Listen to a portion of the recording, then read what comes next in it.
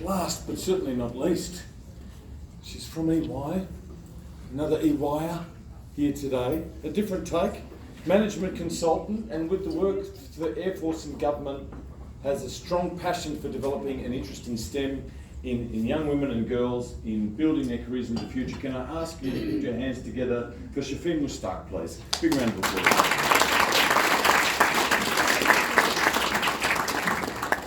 Oh, wait. Thank you. Thank you, everyone. Good afternoon. Thank you for the opportunity to speak with you today. The final presenter gig is always a tough one. So if you want to stand up and have a little shake, please go for it. But you've been a really great crowd that I've seen today, and so thank you for your patience and your attentiveness. Now, a lot of what I've got in my speech or my talk, we've covered today. So I'm going to say this is a bit of a summary, if you will, so bear with me, please. But I'm actually really honoured to be here in this room with such passionate and intelligent and capable people. But my question to you is that always going to be the case? So we're facing a huge problem as a nation, and it's a challenge that affects all of us, and it compels all of us to play a part in addressing it. I believe that our future relies on a STEM fluent citizenry. Now, what do I mean by that? What I mean is we need people who are not only trained in STEM skills and STEM fields, but also people who understand the role that those skills play in our communities and our lives. And that's really important. But this is easier said than done. We face obstacles all along the pipeline, and we've heard this from people like Louise earlier today, beginning as early as primary school. There is a domino effect along our nation's pipeline, and we know this because we've actually had research that shows that the number of young Australians choosing STEM subjects in high school is actually declining. This poses current, because the future is now, right? Workforce challenges for higher education and organisations alike. So why is this so alarming? Why should you care? Because 75% of the fastest growing occupations in our country require STEM skills. 75%. STEM jobs rank among the best paying and fastest growing jobs in the 21st century Australian economy. But STEM qualifications are on the decline. We must change that. We must bridge this discrepancy by addressing the root causes, by expanding the STEM education pipeline and equipping more students with the skills to seize these opportunities. The real imperative, if that isn't compelling enough, is that these obstacles in our STEM pipeline will eventually jeopardise Australia's future economic competitiveness, leaving a generation of young people behind. Now, how's this for a statistic? You've heard a lot of numbers today, but what about this one? Just a 1% increase. Remember we talked about the 1% before? Just a 1% increase in people, and why not women, choosing a STEM-related career would result in over $50 billion in revenue for the Australian economy in the future. 50 billion. Everyone has a part to play to ensure that investments in STEM education remain a priority for our national well-being. From government passing new legislation to expand this pipeline through changes in syllabus, to universities collaborating with organisations to provide meaningful scholarships, internships and real-life work experience, to IT employers encouraging diversity hires and providing flexible working arrangements to make sure that there's maximum talent retention, and that's something we've also spoken about today. A high-skilled, high-tech, STEM-fluent workforce depends on it. A workforce that delivers science, technology, and innovation must make use of all available talent. However, as we found out today, and most of us know from before, women are severely underrepresented in STEM. For example, only 16% of STEM qualified professionals in Australia are women. And I've got all of these slides here, so please feel free to call me out on any of these statistics if you want to later on. We know that women face barriers at all stages of this pipeline, from early education to participation in the workplace, with particularly pronounced barriers at senior levels. And most of you in this room have experienced that yourself. So my own story is evidence of these barriers. So growing up, I had my head in the clouds, my nose in a book, and I can actually recall the exact moment where I became disinterested in science. It was grade 4, and we were dissecting frogs. And I was feeling a little queasy. And I said to my teacher, I want to leave, I can't do this. And instead of trying to encourage me, without any hesitation at all, she frog marched me, excuse the pun, out the door. And she made me stand outside the door for the next 30 minutes without anything to do and feeling as if I had done something really, really bad. And this is just one of the many times where teachers or people of influence or influential figures in my life have knowingly or unconsciously led me away from STEM studies. And this is where reverse mentoring, like Emily mentioned, is actually really valuable. And so keeping that in mind, when I heard of a colleague of ours 2 years ago at EY telling us that she actually wanted to leave EY because she felt that she wasn't being listened to. So that example where you say something in a room, nobody really responds, 5 minutes later a male says the same thing, that happened to her. And it happened to her over and over again, to the point where she went, maybe this organisation isn't for me. And she ended up leaving. And a colleague of mine and I said, we can't let this happen. There's already too few females and too few females of colour in EY. Let's change this. And we started a cultural diversity mentoring program. And what it really was thinly veiled reverse mentoring. So we paired a senior partner at EY with a junior person at EY. And we said to this junior person, you are empowered to go and talk to this person, go and talk to this partner, get them to make time for you, and tell them how you feel. Tell them that when they speak over you at meetings, that's not cool. Tell them that when they don't ask for your opinion, but they echo a male's opinion that you've just voiced 5 minutes ago, that's not cool. And it has had great success. We are on to our 3rd year now. So it is possible, and it's possible in big organisations like EY, it's possible in schools, it's possible in universities. So that's just something that we can do ourselves in our own little areas. But you know, teachers have a hard task, especially in this day and age. Like, I remember when I came home from school and TV was actually the biggest distraction to homework. I don't know who remembers I Dream of Jeannie and Bewitched, but those were my 2 favourite dramas after school. But after a certain point, say like 8:39, parents would say no more TV. I had nothing else to do.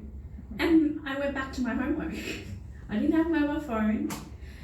So these days, you've got Facebook, Instagram, YouTube, Snapchat, Netflix, and I'm pretty sure I haven't mentioned half the things kids under 10 use. I'm probably already too old for those things.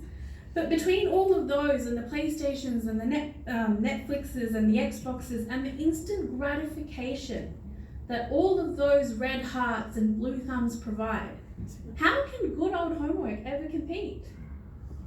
Right? How do teachers make complex coding and mathematical equations as enticing as those blue thumbs up and red hearts? I know my teachers didn't succeed, right? So I remember when I got to year 11 physics, we would still sit there and pass notes in class. We didn't have mobile phones. We were texting. I'm showing my age. We weren't texting. We were still passing notes in class. Because there was this monotonous, deadpan delivery of Faraday's, law of electromagnetic induction droning on in the background. But then years later, when they talked about the same theory on the TV show Big Bang Theory, I was riveted. I was thinking to myself, why had I not pursued this super interesting topic of study? Why didn't I become an engineer working to improve the design of electromagnetic devices? Right? So instead, I did an arts and communication degree. Hands up, any arts students? Just me? Oh, yay! My parents had no idea what I would do with that degree and what career I could pursue as a result, which is a great concern for an ethnic parent. But similar to, I think Elizabeth mentioned it before, work experience. I highly encourage anyone in this room that's looking to start a career, work experience. I fell into a work experience role at KPMG, and that taught me all the technical skills I needed to do that job. And for the next 10 years, I worked in multiple companies across multiple cities in technical management roles. And I remember, this is a couple of years ago now, I was in a procurement meeting and I was going to meet with a vendor, and I'd gone into the room 5 minutes early. I was pouring myself a glass of water and the vendors walked in. And they assumed that I was the EA pouring the water.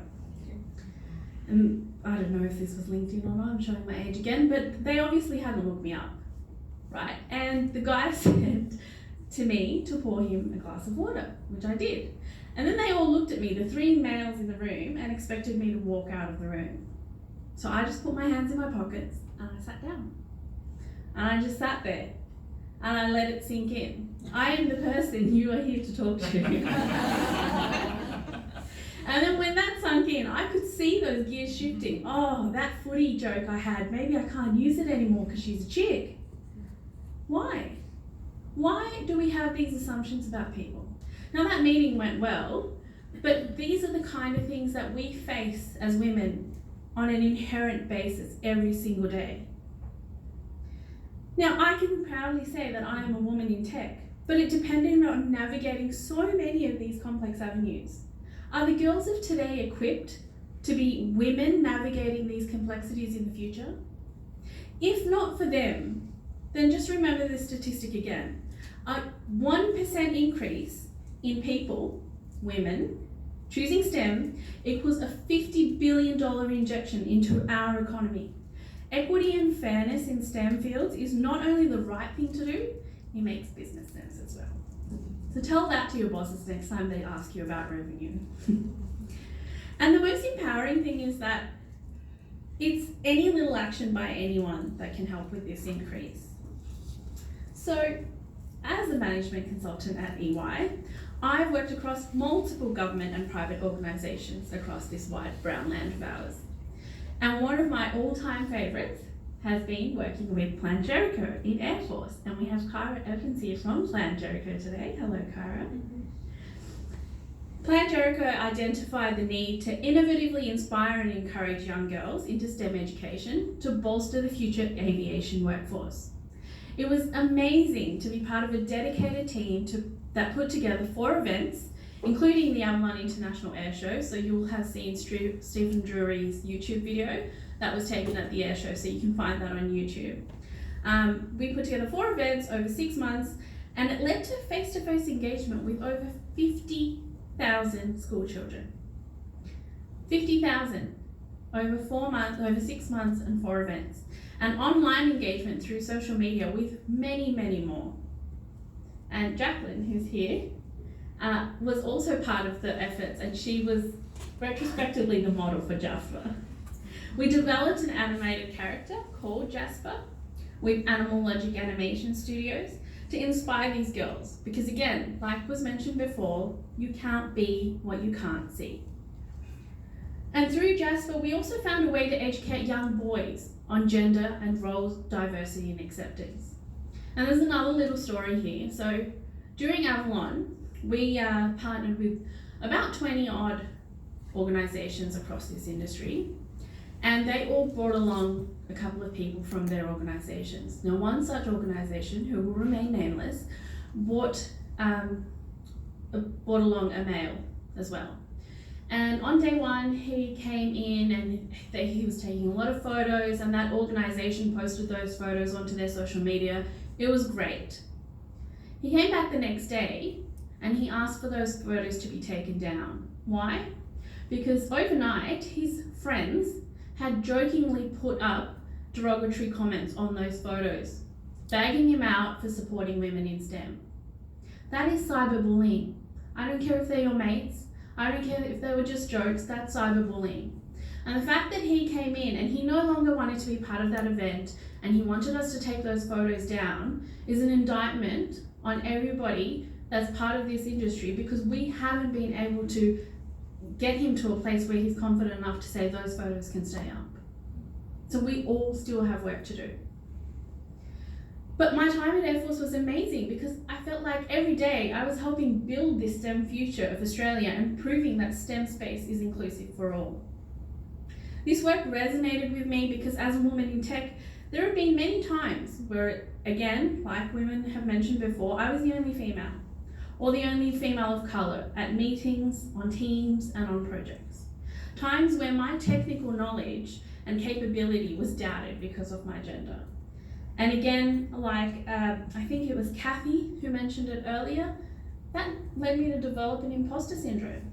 Am I really meant to be here if everyone's doubting me? What do I do now? And so the EY STEM initiative came into being out of all of these experiences. As part of EY's purpose to build a better working world, we know that we have an important role in supporting a STEM-fluent citizenry to enable a sustainable future and protect our quality of life for all. We have the reach and connections at EY to work closely with government, academia and industry to establish an alliance, align existing and planned initiatives, and raise awareness of the importance of STEM-related skills. So the EY STEM initiative consists of 3 areas: attracting, retaining, and progressing. And all of us in this room have a role to play through our industry. Industry plays a role in articulating the importance of STEM-related skills that extend beyond traditional STEM occupations. Like fast jet pilots are cool, but so are technicians and drone engineers. Industry can inspire students to take on more challenging STEM subjects. Camps for coding and robotics give girls a safe space to try. Industry can encourage and provide key female role models to profile and use as part of programs to grow interest in STEM-related careers. Mentoring is as rewarding as it is beneficial, and I know that from first-hand experience. And industry can play a key role in driving research, innovation, and employment for STEM graduates. The workforce of the future depends on the foundations we lay today. I have seen firsthand how industry can provide opportunities for people to move into the STEM space, not only in Jericho, but with my current client, where the challenges of future aerospace management call for increasingly technical and innovative ways of working. The STEM initiative draws on all of this. EY's experience in education and technology, our understanding of government policies and processes, and our internal efforts to promote our own women in tech means that we are well placed to drive this nation towards being a STEM-fluent citizenry. STEM is the defining factor in helping make the world a better place for future generations. We need these skills and capabilities to change the world. I can see my place and EY's place in this future. I can see Emily and Bayonet's role in empowering these young girls to realise their potential and conquer their ambition. But what role will you play? As a parent, as a sibling, as a mentor, as an employee, as an employer, as a business leader. The future/current workforce. The challenge is bigger than all of us, and it's something that none of us can tackle individually, and we have to do it collaboratively. So together, let's direct our energy into building a more diverse, STEM-trained workforce ready for tomorrow's global challenges. Encourage the females in your life to explore STEM pathways. Support your colleague to pursue a new skill.